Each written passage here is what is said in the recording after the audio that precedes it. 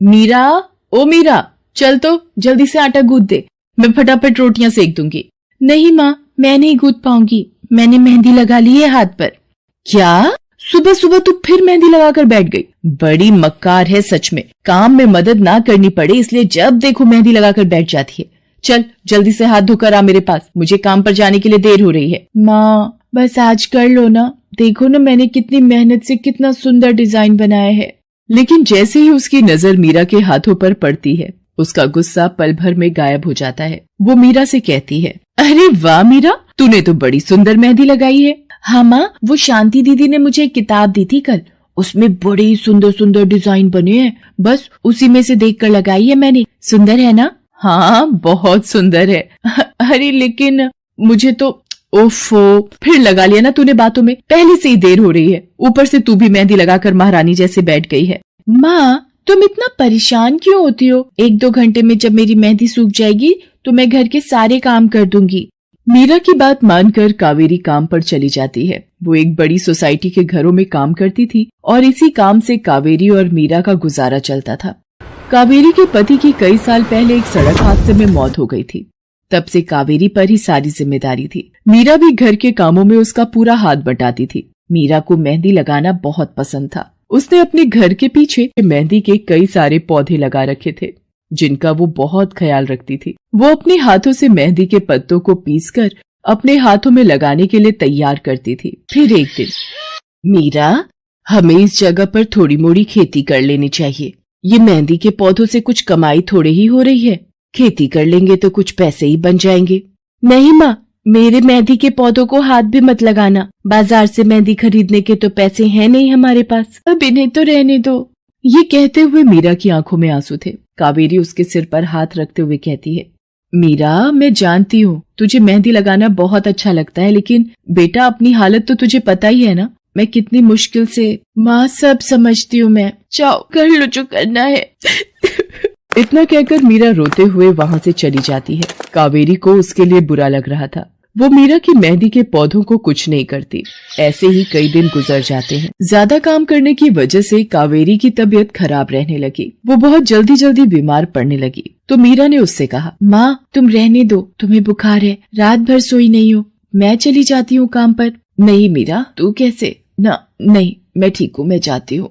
कावेरी जैसे ही उठकर चलने की कोशिश करती है, अचानक उसे चक्कर आ जाता है। मीरा उसे सहारा देकर बिस्तर पर लिटा देती है और उससे कहती है, बस माँ अब तुम आराम करोगी और काम पर अब से मैं जाऊंगी। कावेरी घर पर रहकर आराम तो कर रही थी, लेकिन वास्तव में उसे अच्छे इलाज की भी जरूरत थी, जिसके लिए पैसे थे नहीं। दूसरी तरफ अब हर रोज मीरा काम पर जाती और लौटकर घर के भी सारे काम उसे ही करने पड़ते थे। इस सब में उसे मेहंदी लगाने का बिल्कुल भी वक्त नहीं मिल पाता था। मीरा, कितने दिन हो गए तूने मेहंदी नहीं लगाई? हाँ माँ, बस मन नहीं कर रहा। अच्छा, मेहंदी लगाने का तेरा मन नहीं? मैं सब जानती हूँ, मैंने बिस्तर पकड़ लिया है और मेरी फूल सी बच्ची पर सारे काम पड़ गए हैं। अब बस बहुत हो गया आराम। मीरा जा, तू जाकर मेहंदी लगा ले, आज मैं जाऊंगी काम पर। नहीं माँ, तुम कहीं नहीं जाओगी, मैं कर लूंगी सब, और मैं सच बोल रही हूँ, मैं बड़ी हो गई हूँ, ये मेहंदी वेहंदी का मुझे शौक नहीं। इतना कहकर मीरा काम पर जाने के लिए घर से निकल जाती है। कावेरी की आंखों में आंसू आ जाते हैं।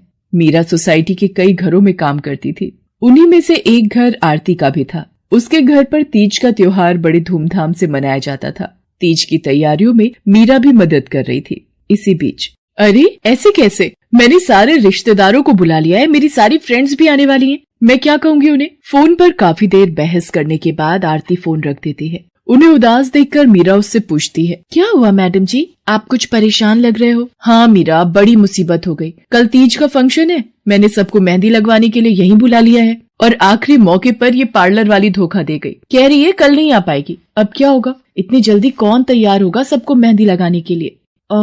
मैडम जी, वैसे मैं भी ठीक ठाक मेहंदी लगा लेती हूँ। अरे हाँ, कावेरी ने मुझे बताया तो था एक बार कि तुझे मेहंदी लगाने का बहुत शौक है। वैसे मुझे तो कोई परेशानी नहीं है, तू देख ले बेटा, बहुत सारे हाथ लगाने होंगे और मेहंदी बढ़िया लगनी चाहिए सबके। आप बिल्कुल चिंता मत करिए मैडम जी, मैं सब अच्छे से करूँगी। बहुत दिनों बाद मीरा के चेहरे पर खुशी थी। उसने घर पहुंचते ही मेहंदी के खूब सारे पत्ते तोड़कर पत्थर पर पीसना शुरू कर दिया। ये देखकर कावेरी ने मीरा से कहा, अरे मीरा, शाम हो गई है, अब मेहंदी मत लगा, मौसम भी ठंडा है बेटा।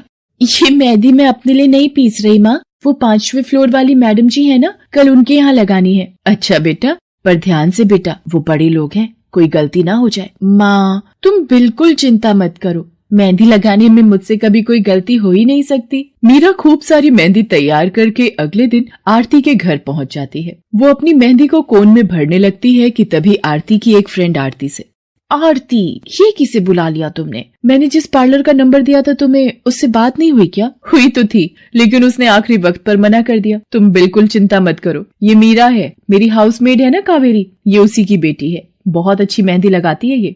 ओफो आरती, तुम भी ना, पार्लर की बात अलग होती है, उन लोगों का मटेरियल ब्रांडेड होता है, मेहंदी के रचने की गारंटी मिलती है वहाँ से। और इसकी मेहंदी तो मुझे कुछ समझ नहीं आ रही, इस पर तो कोई लेबल तक नहीं है, अगर कुछ गलत रिएक्शन हो गया हाथों पर तो। आप बिल्कुल चिंता मत कीजिए मैडम जी, ये मेहंदी मैंने खुद पीस कर तैयार की है, मेरे पास बहुत सारे मेहंदी के पौधे हैं, इसमें कुछ भी ऐसा नहीं है जो आपके हाथों को नुकसान दे। ना भाई ना, सॉरी आरती, बट मैं अपने हाथों को लेकर कोई रिस्क नहीं ले सकती, तुम सब लगवाओ, मैं तो पार्लर जाकर ही लगवाऊंगी। इतना कहकर आरती की दोस्त शालिनी वहाँ से चली जाती है। आरती मीरा को इशारा देकर काम शुरू करने को कहती है। अरे वाह, मानना पड़ेगा, इस बच्ची ने कमाल की मेहंदी लगाई है। मुझे तो नहीं लगता कि इस मेहंदी का वैसा रंग आएगा जैसा पार्लर वाली मेहंदी का आता है। अब बस भी करो शालिनी, मेहंदी कैसी रचेगी ये कल तक पता चली जाएगा ना, बच्ची है वो, उसे इस तरह डराओ तो मत। अरे मुझे क्या, मेरे हाथ कौन सा खराब होने वाले हैं, तुम ही लोग लगवाओ और तुम ही भुगतना। शालिनी गुस्से में वहाँ से चली जाती है। उसे पूरा यकीन था कि मीरा की मेहंदी रचेगी नहीं, साथ ही हाथों पर उसका गलत रिएक्शन भी हो सकता है, लेकिन जो हुआ वो इससे बिल्कुल अलग था। अगले दिन मीरा के घर पर, अरे मैडम जी आप यहाँ, आपने तो आज काम पर आने के लिए मना किया था ना, मैं इसीलिए नहीं आई। हाँ हाँ, कल तुम कितना थक गई थी, इसीलिए मैंने आने को मना किया। मैं यहाँ तुम्हें काम पर बुलाने नहीं बल्कि किसी और काम से आई हूँ, अंदर नहीं बुलाओगी? अरे माफ कीजिएगा मैडम जी, आइए अंदर आइए। आरती को देखकर कावेरी भी बिस्तर से उठकर खड़ी हो जाती है। आरती के साथ उसकी दोस्त शालिनी भी थी। मीरा उन दोनों को पानी देते हुए कहती है, ये लीजिए मैडम जी, मेहंदी तो ठीक से रची ना मैडम जी? ये तुम्हें मैं नहीं शालिनी बताएगी। फिर शालिनी अपने हाथ मीरा की तरफ बढ़ा देती है। उसके हाथों पर कई जगह छाले पड़े हुए थे। ये देखकर मीरा उससे कहती है, अरे ये क्या हुआ मैडम जी? मैंने तुमसे मेहंदी नहीं लगवाई, उल्टा तुम्हारा अपमान करती रही, उसी की सजा मिली है मुझे। मैंने सबसे महंगे वाले पार्लर में जाकर मेहंदी लगवाई। मैंने उनसे जोर देकर कहा कि मेहंदी का रंग बहुत बढ़िया आना चाहिए। इस चक्कर में उन्होंने पता नहीं क्या क्या मिला दिया मेहंदी में, और मेरे हाथों का ये हाल हो गया। और दूसरी तरफ तुम्हारी मेहंदी, जिसने भी लगवाई उसके हाथों की रंगत ही अलग है। देखो आरती के हाथ देखो जरा। आरती ने अपने हाथ आगे बढ़ा दिए, जिन पर मीरा के हाथों से लगी मेहंदी का बहुत ही अच्छा रंग चढ़ा था। फिर आरती कावेरी के पास जाकर उससे बोली, बस कावेरी, ये झाड़ू पोछा और बर्तन बहुत करवा लिए तुमने मीरा से, ये अब वो करेगी जो इसे करना चाहिए। जी क्या मतलब मैडम जी? ये अब मेहंदी लगाएगी सबके हाथों पर। हमारी एक दोस्त का अपना ब्यूटी पार्लर है, उसे मीरा का काम और उसकी मेहंदी की क्वालिटी बहुत अच्छी लगी। वो मीरा को अपने यहाँ काम देना चाहती है, अच्छे पैसे भी देगी वो मीरा को, और तो और वहाँ रहकर मीरा पार्लर के दूसरे काम भी सीख पाएगी। आरती की बात सुनकर कावेरी की आंखों में आंसू आ जाते हैं। वो हाथ जोड़कर आरती का शुक्रिया अदा करती है। मीरा भी बहुत खुश थी। अब न सिर्फ वो अपना मेहंदी लगाने का शौक पूरा कर सकती थी, बल्कि अच्छे पैसे कमाकर अपनी माँ का इलाज भी करवा सकती।